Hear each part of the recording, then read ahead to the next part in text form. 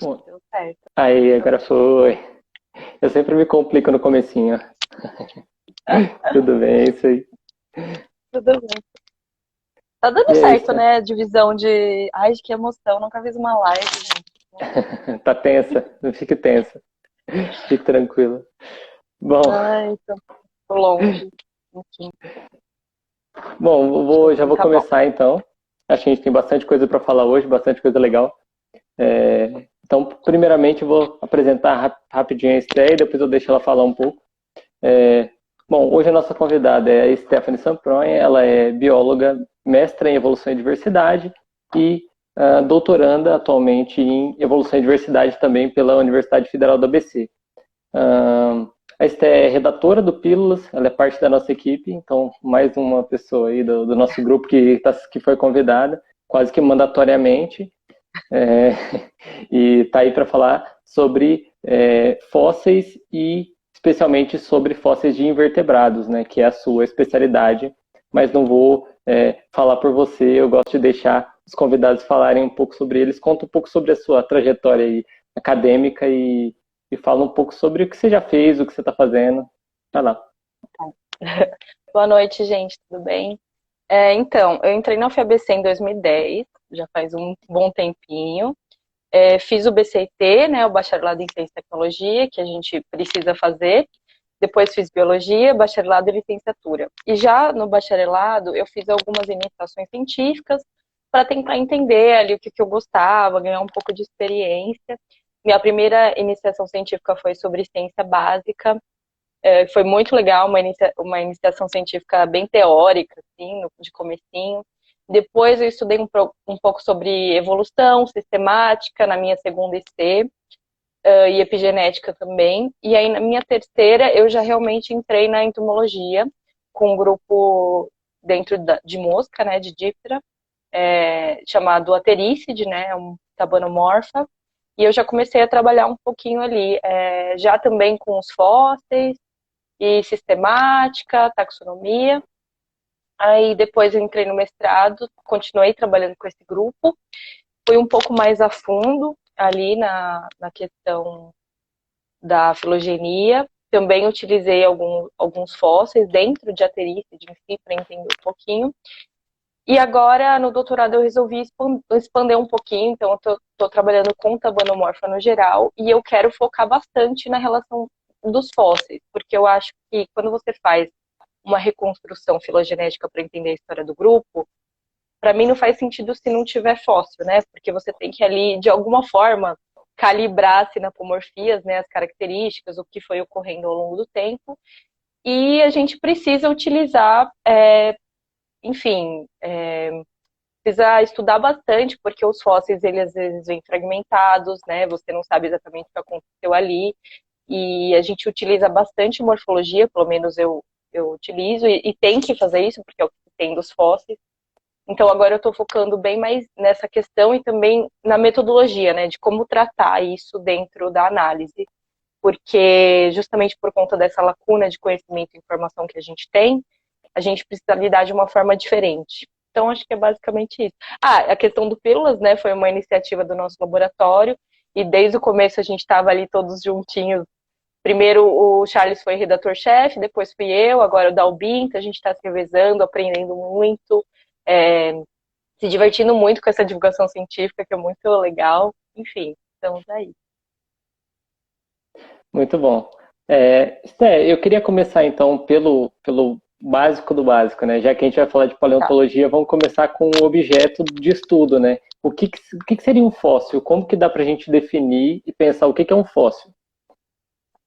Então, um fóssil, ele é um resto de um material biológico ou um vestígio num contexto geológico, né? Ou seja, a gente vai encontrar ele em rochas, em sedimentos, mas também em materiais diversos, por exemplo, resina, gelo. Existe uma discussão em relação à idade, né, do fóssil. Aparentemente, a idade é um pouco relativa, isso vai depender um pouco de cada pesquisador, de cada paleontólogo mesmo. Então, se fala muito do Holoceno, né, que veio a partir de 11.700 anos. Então, a discussão é, o fóssil é anterior a isso, ou seja, mais velho que 11.700 anos, ou já conta por ali. Mas é basicamente isso, digamos assim, um fóssil. Certo.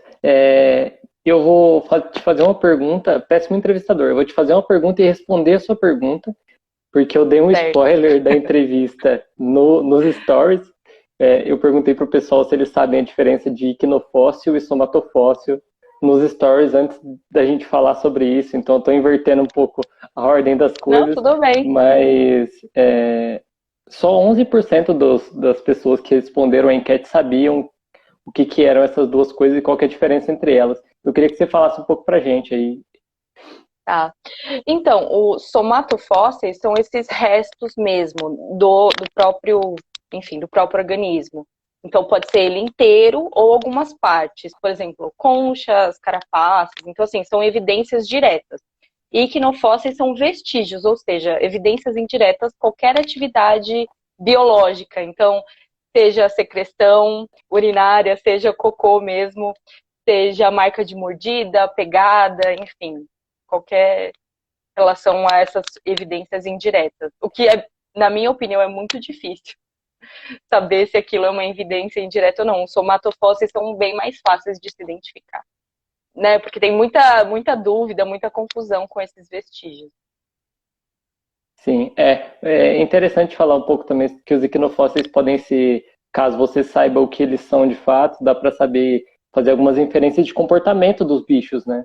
Se você acha um Sim, sim. somatofóssil próximo de um equinofóssil que ele deixou, talvez, você pode ver, não sei, alguma coisa relacionada à locomoção, vários estudos, assim, usando as duas coisas, né? Os equinofósseis e os somatofósseis, né? Sim, se você acaba encontrando fóssil ali no mesmo, na mesma bacia ali, digamos, falando de rochas sedimentares, ali da mesma idade, muito daquele indivíduo, daquele organismo, e você encontra alguns iquinofósseis, sei lá, por exemplo, do rastejamento do bicho, ou dependendo até se for um coprólito, até o que ele comia, algumas inferências, né? Eu não trabalho diretamente com isso, né, porque eu sou mais da parte dos insetos, mas eu acho isso muito interessante, uma loucura, né? Porque você tenta reconstruir ali como que era um bicho baseado na atividade dele. Mas em relação também até de túneis, né? Por exemplo, que alguns bichos podem fazer, enfim, no sedimento, muito. Dá para fazer com certeza essas inferências. Muito legal.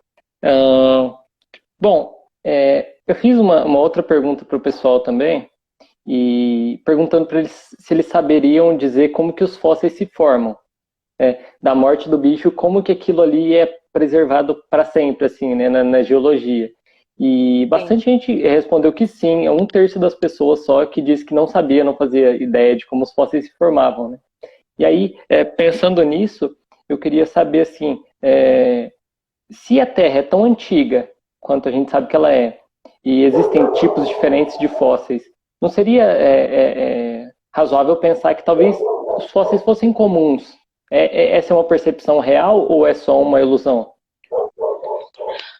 Olha, tudo depende do referencial, mas pensando na questão global de todos esses anos que existem vida na Terra, na verdade não são comuns, porque é um tipo de processo que ele é raro, porque ele acaba se contrapondo à decomposição natural e ao intemperismo, então são condições que têm que ser bem específicas, assim, no momento certo, na hora certa, para aquilo acontecer. Mas justamente como a gente tem um grande tempo aí de bilhões de anos, acaba que essa probabilidade mesmo que baixa vai acontecendo ao longo do tempo e a gente consegue encontrar bastante, né? Então tudo depende do ponto de vista, mas na verdade é um processo raro de acontecer. Certo. E assim, eu queria saber de você. Os organismos são muito diversos, assim, composição corporal, né, o tipo de revestimento de corpo que eles têm, os vegetais, os animais. Existe diferença, assim, na chance de um organismo se fossilizar, tipo, olhando para os diferentes grupos? Como você diria? Sim. Como, enfim, fale mais sobre isso. Existe no sentido de que os organismos que possuem partes mais duras, então, por exemplo, conchas, são mais fáceis, porque elas demoram mais para se decompor.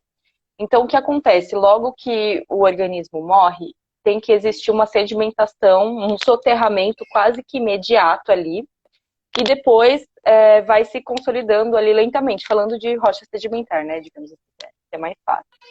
E quando a gente tem ali um organismo, por exemplo, de todo o corpo mole, né, que não tem nenhuma parte dura, ele vai se decompor muito rápido. Então, a gente não tem tantos fósseis, é muito mais difícil, assim, as condições são bem mais específicas. Eu não sou dessa área, eu acho que a área que estuda de fato todos os processos de fossilização, eu acho que é tafonomia, se eu não me engano.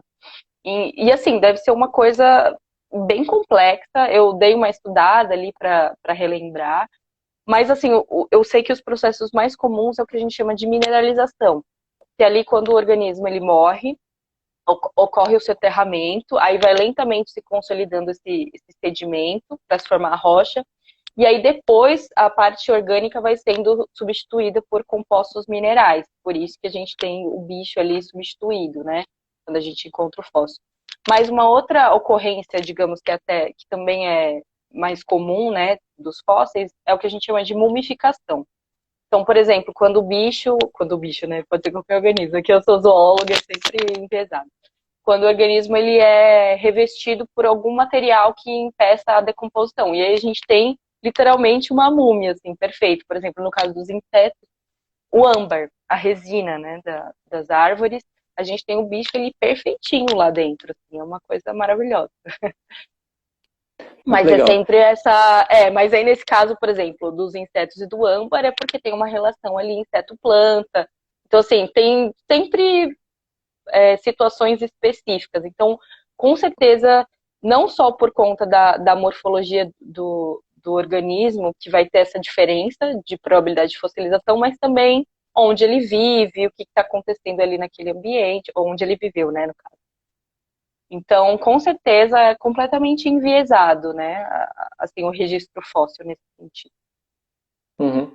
Eu queria saber, pegando já o nosso tema principal, né, o nosso grupo principal que a gente está olhando aqui, que são os invertebrados, ainda em relação à probabilidade do fóssil se formar, existe, assim, como que essa probabilidade que depende de vários fatores afeta o registro de invertebrados, assim? Facilita, atrapalha? Qual que é essa relação?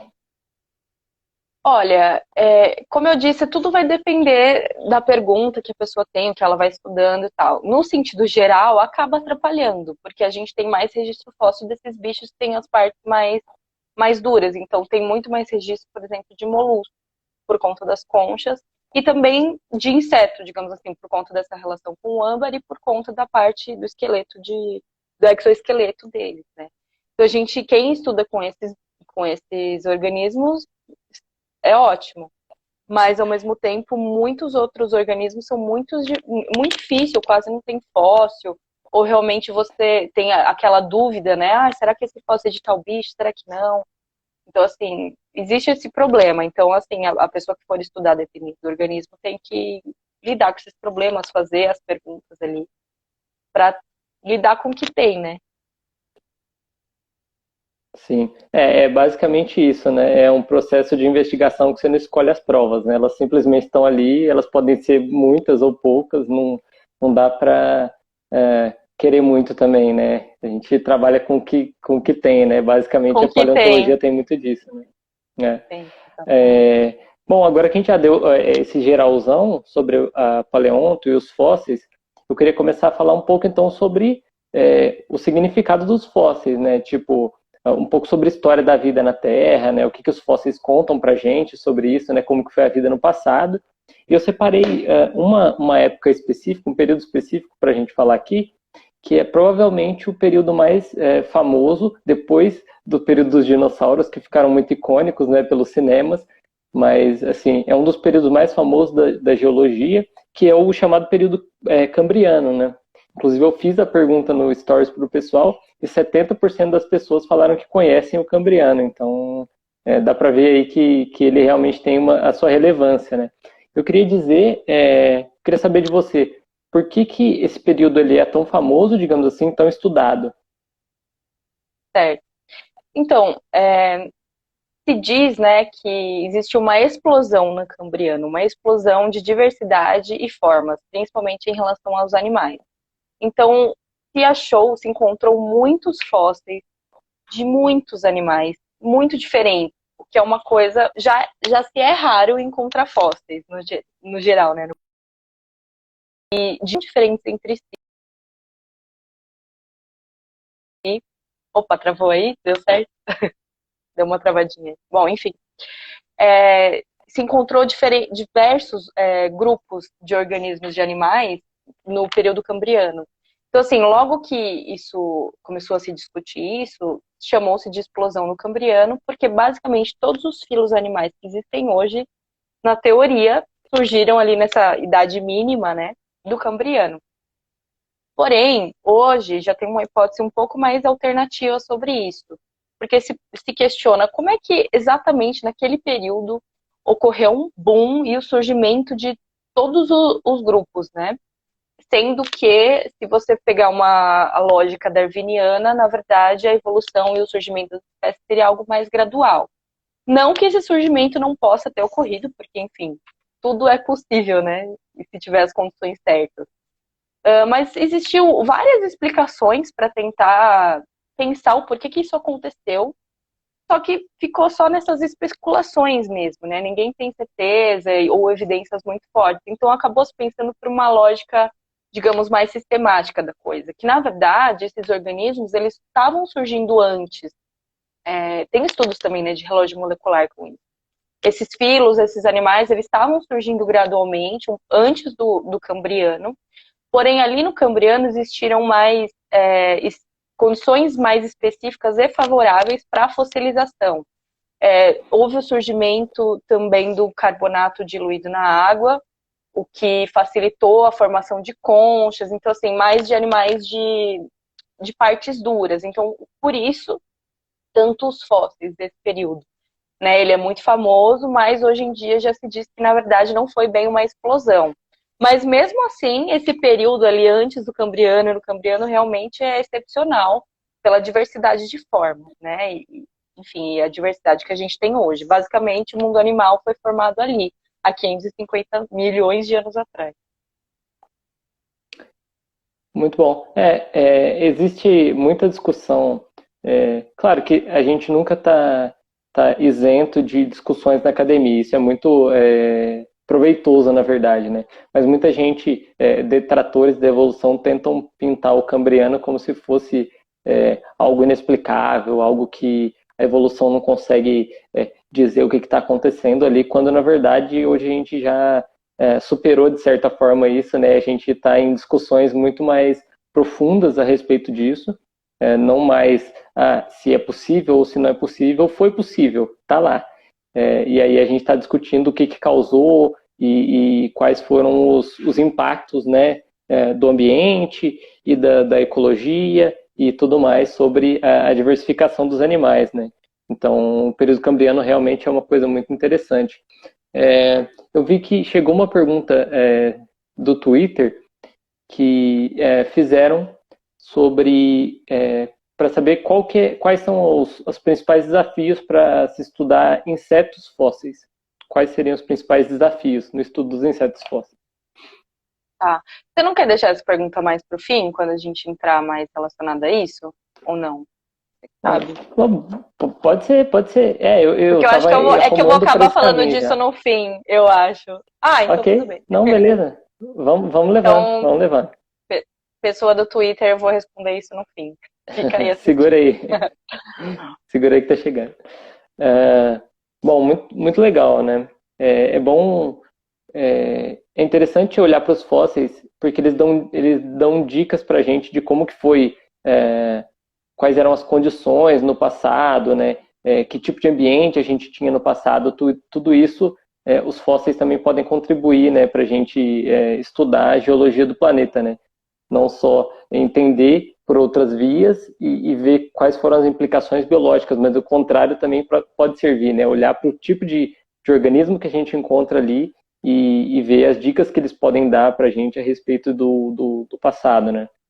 Então, inclusive tem coisas interessantes, por exemplo, fósseis de organismos marinhos em regiões que hoje são desérticas ou coisas do tipo, né? Então, para mostrar que planeta está em constante mudança, né? Então, onde hoje tem um deserto, há 200, 300 milhões de anos poderia ser uma coisa completamente diferente, né? Então, isso é muito interessante de se analisar, né? Mas uma das coisas aí que os fósseis nos fornecem, digamos assim. Bom, eu vou aproveitar a pergunta do Twitter, então, e falar um pouco sobre fósseis de insetos, né? Já que você é entomóloga, eu queria saber um pouco mais de você sobre os insetos. Os insetos são um grupo muito grande, hoje muito diverso, né? Diversidade de formas incrível, diversidade de ecologia maior ainda. E eu queria saber se existem grupos ou, enfim, clados que já foram extintos de insetos, que não tem mais nenhum representante. Então, tem um clado chamado Paleodictyopterida. Dentro desse clado tem mais ou menos 5, 6 grupos e se extinguiu completamente, não tem relação nenhuma com nenhum grupo que vive hoje. E eles eram chamados de insetos de 6 asas. Pasme, eles tinham 6 asas. Eles, não sei, parecem assim, bem chulo, parecem, sei lá, um gafanhoto com uma mistura de libélula com 6 asas. É uma coisa assim muito louca. Depois vocês veem as fotos, é muito legal. O grupo de Paleodicterida, o principal ali é Paleodictyoptera. Então é muito legal. Esse clado, assim, não tem relação nenhuma. Inclusive, se alguém se interessar, tem um livro muito interessante que chama Evolution of Insects, né? Evolução dos insetos, que fala muito sobre isso, sobre esses grupos aí do passado, sobre um cladograma bem legal, é do Grimaldi e do Yates, se eu não me engano. Então, enfim, tem bastante bicho fóssil, mas clado que se extinguiu é muito interessante, né? Porque realmente a gente não tem nem como, assim, eles se reconstruíram pelo fóssil e tal, mas a gente não tem como nem pensar como seriam esses bichos vivos, né? Porque se tem os fósseis de alguns grupos que, o grupo irmão tá vivo ainda e tal, a gente ainda consegue entender. E dessa forma é um mistério completo, assim. E é um grupo muito antigo, mais ou menos de quando você tem aí na cabeça? Eu acho que depois eu tenho que ver, mas eu acho que foi Triássico, eu acho, a extinção. Uhum. Legal. Nossa, eu nunca tinha ouvido falar desses bichos, eu fiquei curioso agora também. Olha, e eu vou dar bronca no Gabriel. No laboratório tem o Mobile. Você lembra do Mobile, que tá pendurado no laboratório com os bichos? Tem vários bichos aleatórios, né? Barata, mosca, só que tem um que é um cabinho que tá mais pra cima, que é um Paleodictyoptera. Você nunca prestou atenção. Olha aí. Quando essa loucura acabar e eu voltar pro laboratório, eu vou dar uma olhada nesse bicho. Você dá. Tem uma fotinho dele no Mobile. Porque a gente pensou em colocar também, enfim, os fósseis, né? Pra representar ali. Enfim. Sim. Muito legal. Agora, você chegou a comentar rapidinho, e eu queria voltar um pouco nisso, sobre a relação entre insetos e plantas, né? Hoje a gente, vendo a ecologia do presente e as relações entre as espécies, a gente vê que existe uma relação muito forte e intrincada entre insetos e plantas, né? Então, você tem insetos que comem plantas, insetos que ajudam plantas polinizando elas e uma série de outras relações entre insetos e plantas. Insetos que usam a planta como casa, né? Faz tipo os cupins e tudo mais, e comem a planta, etc. Eu queria saber se também no registro fóssil a gente consegue ver algum tipo de padrão relacionando essas duas coisas, os insetos e as plantas, né? Já no passado. Sim. Não, isso, enfim, em relação a inseto-planta é uma coisa muito maravilhosa, muito extensa. Dava para fazer, enfim, várias palestras sobre isso. É muito, muito interessante. Eu acho que antes de falar sobre os fósseis, acho interessante falar sobre a questão da coevolução. A gente precisa voltar um pouco na questão da seleção natural, né, de evolução, e entender o que é coevolução. Enfim, por algum acaso, existiu essa relação, por ser vantajosa, né, entre inseto e planta. Não é necessariamente, não é que os insetos têm um intuito de ajudar, é simplesmente porque acontece, é vantajoso para eles ali se alimentar ou ter um abrigo, E as plantas, elas acabam também tendo uma certa pressão de seleção em relação a esse visitante, digamos assim, para criar, digamos assim, são selecionadas estratégias para que esses insetos, já que visitam elas, aproveitem para ajudar de alguma forma na questão, principalmente da dispersão da semente, polinização e tudo mais. Então, o que acontece é que a pressão de seleção dos dois, ela é praticamente conjunta, é como se, é muito específico, então assim, como se fosse uma dança, digamos assim, metaforicamente. Quando um muda, o outro acaba mudando, porque tudo faz parte, né? Então, por exemplo, existem borboletas que, digamos, só elas conseguem alcançar ali o néctar floral, porque a flor é completamente esticada e elas têm exatamente a probóscide do mesmo tamanho. Se por um acaso a flor ali, por conta de variabilidade genética, algumas flores acabam sendo mais compridas, digamos assim, e isso acaba que é selecionado porque é vantajoso. E aí, como que fica para borboleta, né? Ela não vai conseguir mais ali comer, digamos assim. Então, aí as borboletas que teriam a probóscide maior seriam selecionadas porque elas conseguiriam alimento, elas conseguiriam passar, ter prole, né, seus filhotes, e assim vai. Então, assim, isso mais ou menos, simplificadamente, é uma coevolução.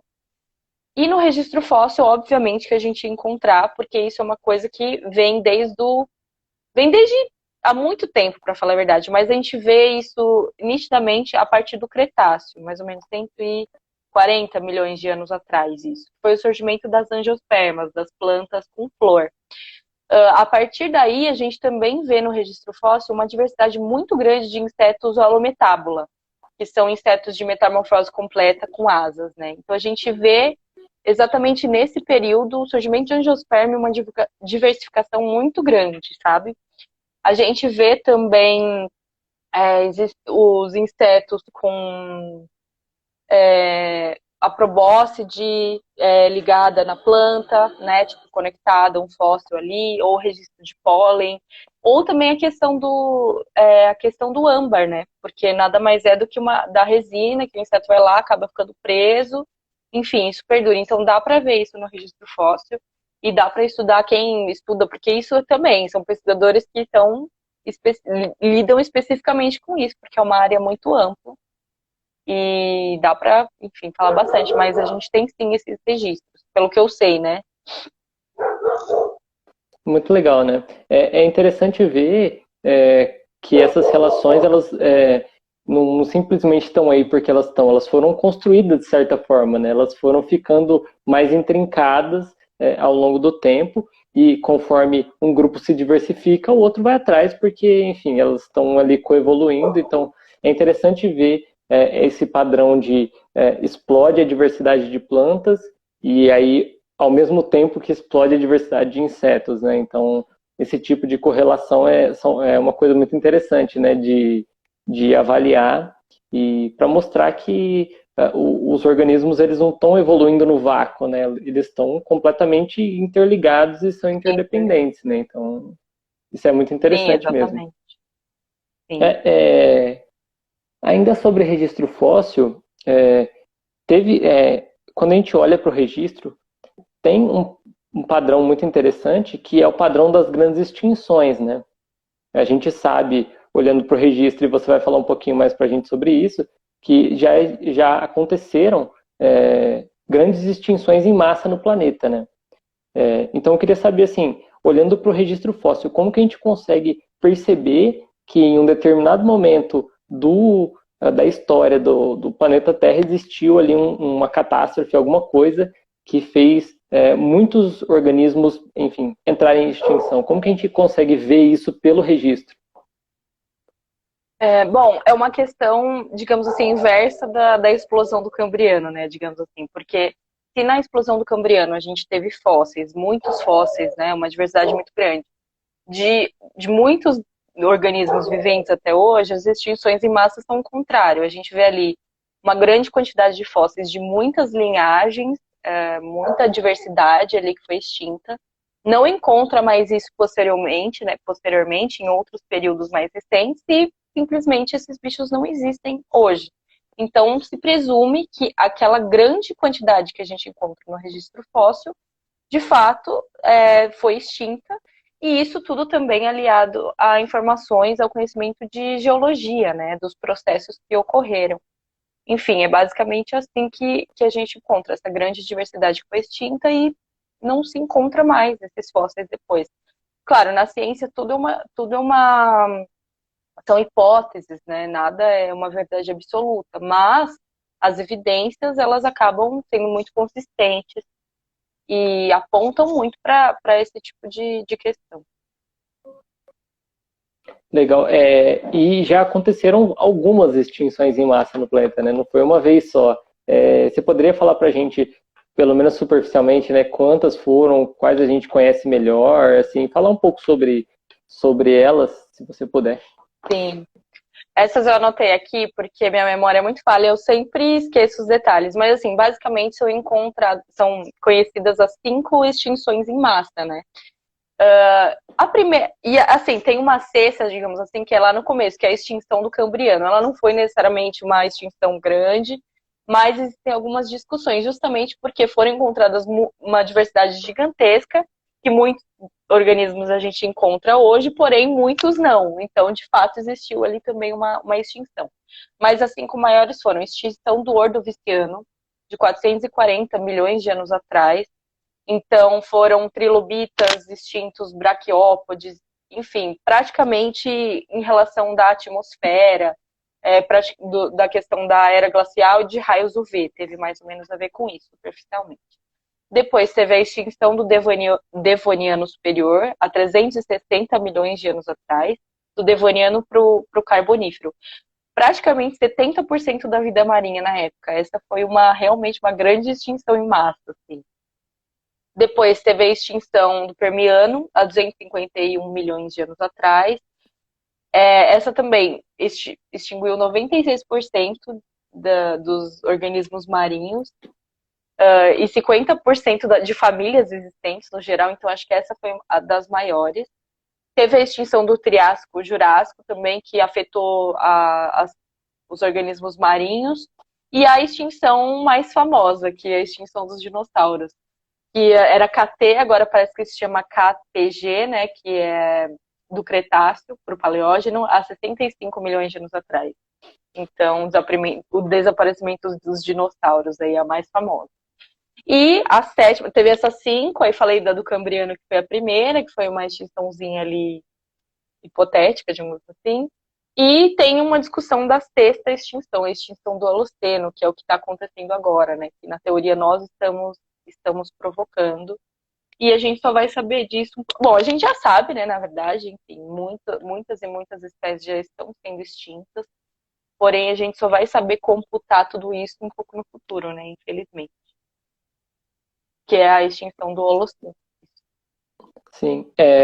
Uma coisa interessante da gente falar também é que as extinções em massa, por mais catastróficas que elas sejam, elas meio que dão uma mexida na dinâmica ali dos grupos dominantes e etc, né? Então, o exemplo clássico é o exemplo da extinção do KT, né? Você tem o domínio dos grandes répteis, né, os dinossauros, e aí acontece lá o bólido cai, e aí esses grupos dominantes são extintos, dos dinossauros sobram as aves, né, seus descendentes diretos, que também são dinossauros, e os grupos que estavam ali mais nas margens, digamos assim, né, mais escondidinhos, os grupos menorzinhos, no caso os mamíferos, eles ganham um nicho aberto agora para se diversificar, né? Então, as extinções em massa, apesar de grandes catástrofes, elas também guiam a diversidade para outros caminhos, né? Então, essa é uma questão interessante da gente falar também, né? Sim, com certeza. Acaba levando, né, a diversidade da Terra para um rumo, né? Poderia, se não tivesse acontecido isso, o que seria, né, dos mamíferos, enfim, e dos primatas, imagina. A gente não estaria aqui nessa live, talvez. Pois eu queria saber ainda sobre esses eventos, né? E a gente já falou sobre os fósseis de invertebrados e de alguns grupos serem muito fragmentados. Tem como a gente estimar qual foi o impacto dessas extinções em massa nesses grupos que são mais fragmentários, assim, no registro? Então, é meio complicado, né? Quando a gente tem essa fragmentação do registro fóssil, ela deixa muitas lacunas que é difícil preencher. Mas é o que a gente falou, a gente trabalha com o que a gente tem e tudo dá para trabalhar dependendo da pergunta que você tem. Então, esse registro fóssil, aliado com as informações geológicas que a gente tem, né, os acontecimentos, dá para estudar sim, mas dependendo do grupo, né, se for muito fragmentado, é realmente difícil. Talvez por inferência, né? Se você souber bem a causa, que tipo de organismo foi mais impactado e tentar reconstruir, baseado, lógico, na fauna de hoje, né? Como que é a interdependência entre os organismos. Então, você vê lá que os peixes foram extintos em massa. Esse é um dado que está no registro de fato. E aí você vê hoje que um outro grupo que é bastante fragmentário, mas que hoje depende de peixes, pode ter sofrido um grande impacto, olhando indiretamente, digamos assim, né? Não diretamente porque o registro é Sim, fragmentário, mas estimando, de certa forma, inferindo esse impacto baseado na fauna de hoje, né? Essa também é uma sim, possibilidade. sim. E a gente tem que tomar muito cuidado em relação aos fósseis, porque, primeiro, quando a gente encontra os fósseis, sempre a idade mínima, né? Enfim, porque a gente não sabe se aquilo é mais antigo ou não. E outra questão é que sobre encontrar, né? Então, assim, nossa, encontramos muitos fósseis de peixes. Mas isso não necessariamente significa que naquela época os peixes foram mais extintos do que outro grupo. Às vezes o outro grupo simplesmente não se fossilizou. Então, são muitos desafios realmente para trabalhar com esse tipo de coisa, é bem difícil. Mas dá. Certo. A Micaela, também nossa redatora, mandou aí, perguntando sobre desafios para codificar as características dos fósseis que você trabalha especificamente, né? Quais Sim. são os desafios para fazer esse tipo de, enfim, de análise com os fósseis? Olha, eu ainda tive sorte, porque os fósseis que eu estudei, eles estavam bem completinhos, né, das moscas, né, no caso que eu estudo, não sei se todo mundo estava no começo da live. Eles estavam numa rocha sedimentar, né, num folheio, e estava bem completinho. Porém, para você ser paleontólogo, você precisa ter um olho muito treinado, e é uma coisa que só acontece com a experiência. No começo, quando eu olhava aquilo, eu quase não enxergava nada, assim, eu não conseguia entender. E aí só depois eu trabalhei com o meu orientador, que é um entomólogo e paleontólogo, e aí com ele do meu lado, a gente estudando, vendo as referências, porque também eu estudei muitos fósseis que são descritos em artigos científicos, então não necessariamente eu tenho ele na minha mão, então é a foto e o desenho do pesquisador, então já está ali tudo dissecadinho, digamos assim, o que é muito bom. Então eu consigo tirar as informações daquilo ali que o pesquisador fez, mas quando eu tenho fóssil nas minhas mãos, eu e o meu orientador, a gente fica estudando, olhando, e ele tem muito mais experiência, então ele vai me ensinando, e aí você começa a ficar realmente com o olho mais treinado. E aí, primeiro, você tem que reconstruir ali mais ou menos a morfologia do organismo, para depois começar a pensar nas características, né, morfológicas, você descreve, digamos, faz uma taxonomia ali, depois você transforma em caracteres, né, que são hipóteses de homologias primárias. Então, assim, a dificuldade para mim é mais nesse começo, nesse olhar treinado, de entender ali. Claro que vão ter lacunas, porque às vezes, bom, enfim, como para mim é um bicho 2D, né, porque ele tá amassado ali, eu vou ver, digamos, uma parte, sabe? Então, digamos assim, sei lá, a parte ventral não tá exposta, então não tem o que fazer, eu não tenho essas informações e eu vou ter que lidar com isso na minha análise de alguma forma. Então, eu tenho que pegar o que tem e transformar aquilo. Então, acho que essas são as duas dificuldades. Essa lacuna e essa reconstrução inicial ali. Quando o bicho está no âmbar, que também é muito bom, eu acho que no meu caso eu não tive nenhum bicho no âmbar, foi só em rocha sedimentar mesmo. Mas enfim, quando está no âmbar, é mais fácil, porque você tem ali o bicho 3D, você consegue ver, mas ao mesmo tempo é um pouco difícil, porque às vezes fica bolhas, fica algumas sujeiras ali no meio, você também tem que ter o olhar bem treinado. Qual que era a pergunta do Twitter? Porque eu já aproveito e posso responder agora, já que a gente entrou nisso. Era sobre dificuldades em se trabalhar com insetos fósseis, especificamente insetos. Ah, sim. Bom, então, isso tem, né, voltando, tem a questão da lacuna de fósseis mesmo que você tem, né? Não são de todos os organismos ou de todas as linhagens que você vai encontrar, você não sabe o que aconteceu, você tem aquilo, não são muitos, dependendo do grupo. No meu grupo ainda é difícil às vezes encontrar até o próprio bicho vivo. Então, assim, não necessariamente tem muitos fósseis, mas os que tem já nos contam muito, já fazem muita diferença no nosso estudo. Então, acho que, bom, enfim, essa incompletude do registro fóssil. Tem a questão logística de que muitos fósseis não estão aqui no Brasil, talvez a maioria não esteja, estão em museus muito distantes, e, enfim, como sabemos, a situação da pesquisa é difícil ir até lá. Então a gente tem que confiar no pesquisador ali que descreveu, né, no artigo, mas não é a mesma coisa do que você ter na sua mão, né? Porque às vezes você pode ter uma visão diferente, um insight diferente que esse pesquisador não teve. E a questão, no meu caso, como eu estudo com sistemática e filogenética, essa dificuldade realmente de lidar com essa informação faltante dos caracteres dentro da minha análise. Talvez quem estuda ou tenta inferir comportamento ou ecologia do passado, essa pessoa vai ter outras dificuldades. Mas também é muito interessante, como o Gabriel disse, às vezes você encontra fósseis marinhos num lugar que hoje é deserto. Então você já consegue começar a estudar e ter várias inferências, várias evidências de outros fósseis, de outros grupos também ali, começar a estudar, enfim. Eu acho assim, é um tipo de área que tem muitas dificuldades para você se lidar, porém, o que se tem é tão maravilhoso e importante que, tipo assim, é mais benefício do que prejuízo, digamos assim, na minha opinião. Com certeza. Com certeza, o paleonto é uma área muito, muito interessante mesmo. Uma coisa que agora você está comentando sobre a sua vida acadêmica atual, trabalhando com os fósseis e etc., o João, do Coelho Pré-Cambriano, mandou aqui perguntando de onde que é o material que você estuda. Ah, tá. Então, acho que de onde, no sentido de onde foi retirado o fóssil, né? É isso, será? Creio que sim. Então, no meu caso, os que eu tenho em mãos é do Crato, da Bacia do Araripe, lá no Nordeste.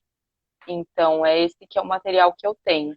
Mas a maioria é realmente por fotos, por desenhos, mas os que eu estive em minhas mãos, acho que são esses, do meu grupo, né? Tem alguns âmbares que eu não lembro de onde é, mas não é meu grupo específico, assim, eu só vi, digamos.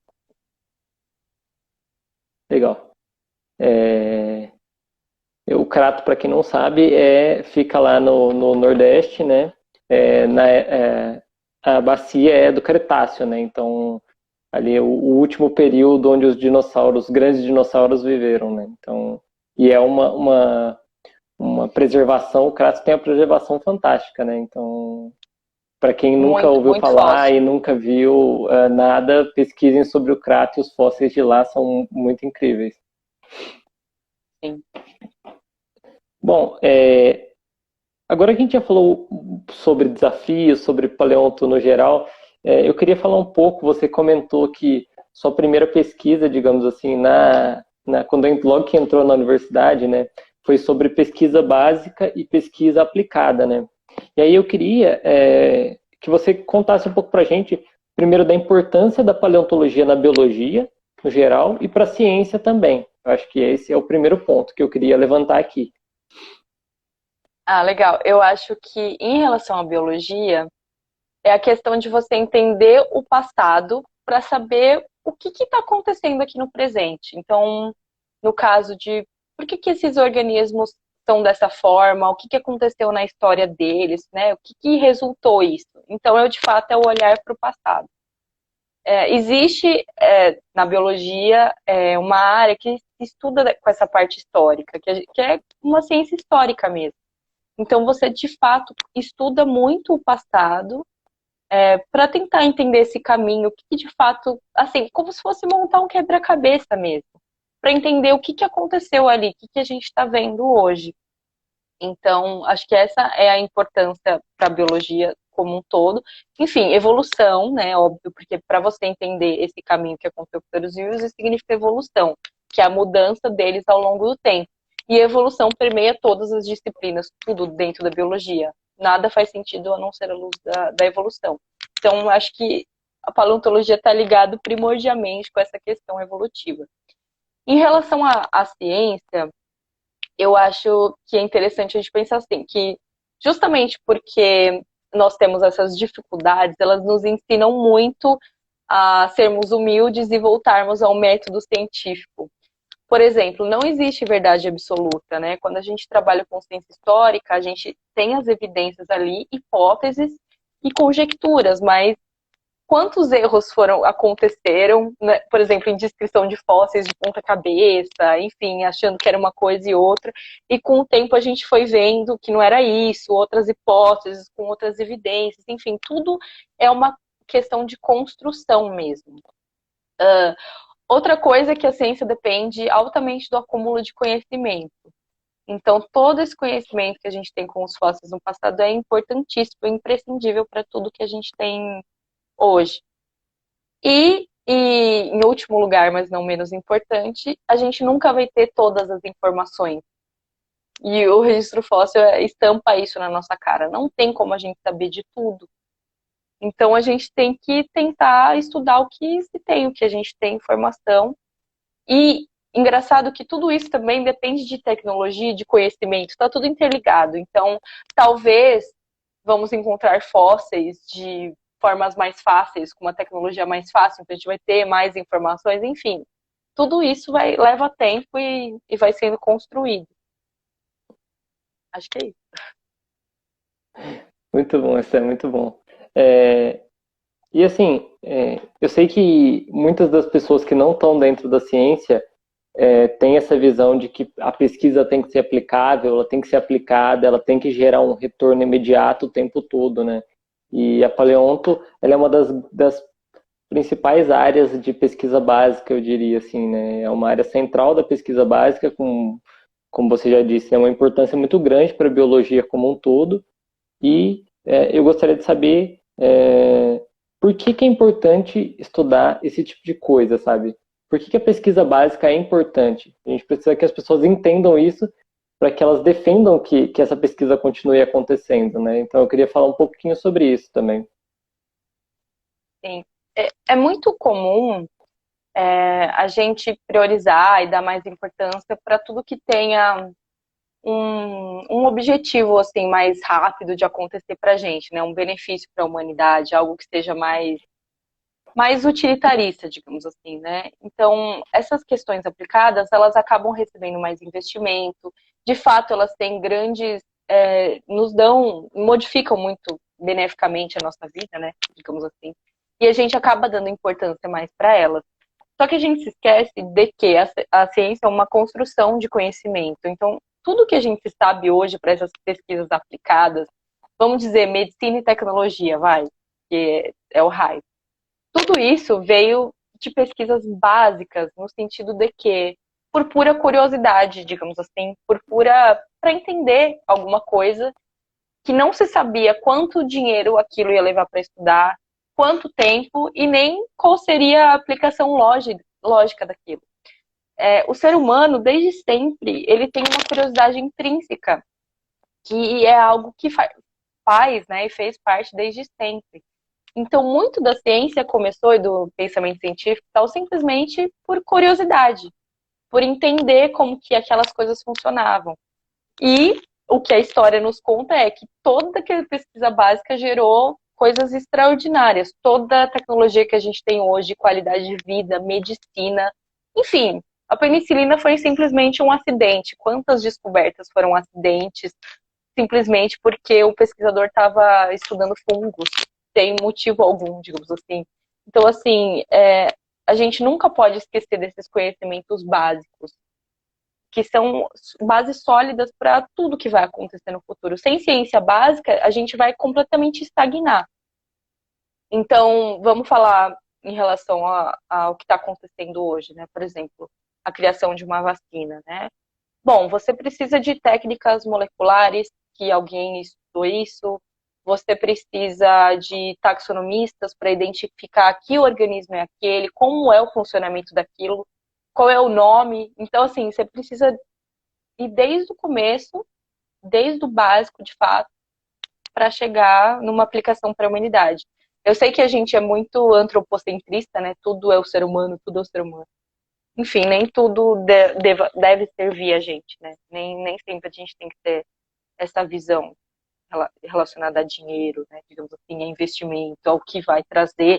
Opa, quase caiu. Ao que vai trazer de benefício e tudo mais. Então, às vezes, é essa pura curiosidade, essa pura origem, assim, da ciência, sabe? Você quer acrescentar alguma coisa? Porque eu acho que você tem a mesma ideia que eu, né? Acho que todo cientista tem, né? Eu acho que você fez uma ótima síntese, sabe?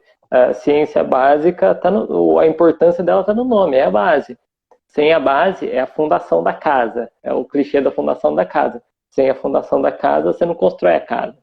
Você não cura uma doença sem acumular uma série de conhecimentos a respeito de como funciona a biologia do corpo, como tudo isso funciona bioquimicamente, como que de onde você pode extrair compostos úteis para tratar alguma coisa, tudo isso gira em torno da ciência básica, assim, do conhecimento pelo conhecimento, né?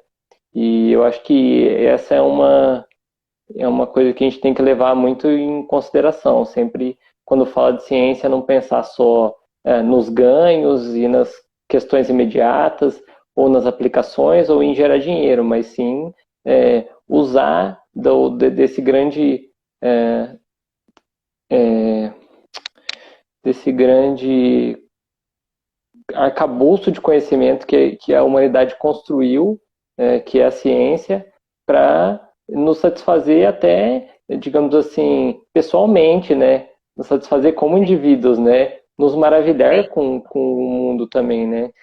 Não é só sobre construir coisas e deixar pessoas mais ricas e menos ricas e etc. Também é sobre entender o universo, e isso por si só já vale muito a pena, né? E é o que o Pílulas preza, né? O maravilhamento científico. E é também interessante essa questão de atenção, assim, do público geral, porque é o que você falou, os dinossauros, né? É uma coisa que todo mundo é fascinado. E por quê, né? Na teoria foi por certo? E acho que isso até deu uma caidinha. Voltou? Voltou. Voltou? Ah, tá. Não, eu ia falar sobre essa atenção do público, né? A questão dos dinossauros começou por conta do livro, não foi? Do Jurassic Park e depois dos filmes, certo? E assim, ai, nossa, qual a importância dos dinossauros? Assim, claro que tem pra gente, mas eu digo, pro público geral, não tem uma aplicação imediata e todo mundo ama. E por quê, né? Enfim, talvez a gente tenha que fazer alguns filmes sobre moscas e, enfim, outras coisas. Quem sabe? Precisamos de mais filmes científicos e bem Nossa, produzidos. mais filmes científicos. É, sci-fi, né? Pois é, faz tempo, né? Inclusive, Sim, agora tudo é relacionado ao espaço, né? sim. Tudo é sobre isso. Bom, Esté, nós temos 1 hora de máximo de live, senão o Instagram nos chuta daqui sem pedir permissão. Então, eu já queria encaminhar aqui para os recados finais. Eu queria agradecer todo mundo que está aqui com a gente e queria te agradecer também por ter topado o convite. Já disse que foi mandatório, mas eu sei que você fez de muito, muito bom grado estar aqui, gosta Sim. de falar e de passar um pouco, né, do seu sentimento em relação à ciência para todo mundo, né? Então, eu acho que vale muito a pena o que a gente está fazendo aqui e eu espero poder te encontrar em outras lives futuras, quem sabe? Vamos ver. Sim. Vai ficar gravado no YouTube, né? Porque eu tô vendo que tem gente que entrou agora. Gente, vai ficar gravado no canal do Pílulas no YouTube, Pílulas do LSD, né? Eu acho que é assim no YouTube. Então, se vocês quiserem ver do comecinho, desde o comecinho. Queria agradecer muito. Obrigada, gente, por vocês estarem aqui. Foi muito legal. Eu tava um pouco nervosa, porque, enfim, a pandemia e tudo isso causou um distanciamento não só físico, mas um pouco científico para mim também. E eu acho, em relação ao Pílulas, eu acho muito legal que a gente que faz parte tá aqui, porque, né, nem todo mundo conhece a gente. Eu, pelo menos, gosto da ideia da questão de humanizar um pouco a divulgação científica, né? Porque, enfim, são cientistas, seres humanos por trás, e a nossa carinha tá aqui, o nosso jeito de falar, enfim, a gente tá aqui. E não foi mandatório, gente. Ele perguntou se eu queria, eu falei que sim. Pô, Enfim, tá mas foi estragando muito legal, Gabriel. Você tá estragando minha Tô fantasia de piada. super vilão. Tô. Ai, mas foi muito legal, É, Gabriel. Obrigada. Obrigada, e gente. obrigado, Esther. E obrigado por ter feito o que eu não fiz, que foi avisar que vai tá no IGTV, Ah, vai estar no tá. YouTube. Eu devia ter falado tudo isso no É, começo e eu fui logo me jogando nos fósseis, não não, é. consegui segurar. Ó, só uma coisa, meu pai tá perguntando quando vai ter mais lives.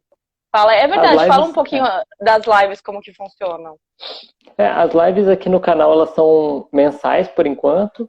É, talvez a frequência aumente assim que eu conseguir ajustar melhor a logística e etc. e poder ir atrás de mais convidados. Mas por enquanto elas são mensais. Normalmente a primeira ou segunda terça do mês. Então mês que vem temos uma convidada, não vou dar spoiler ainda, mas fiquem ligados nos stories que já ela aparece por aí. Gente, o Story sempre eles avisam, colocam contagem regressiva. E se vocês perderem, né, que eu falei, tem gente que entrou agora, depois dá uma olhadinha no YouTube, no IGTV, que é no próprio Instagram, que vai estar lá. Já teve 2 entrevistas, né, Gabriel? Sim, a gente teve Sobre 2 ciência entrevistas. animal e E biogeografia, é isso? biogeografia, isso. Então, só acessar lá para quem perdeu e ver as lives. Tenho certeza que vocês vão curtir também. As passadas, a presente e todas as futuras que virão. Espero vocês nas próximas. Tá Gente, bom. tchau, tchau. Obrigado, uma Um boa noite beijo. para todo mundo e até a próxima. Falou! Até a próxima. Um beijo, gente. Valeu.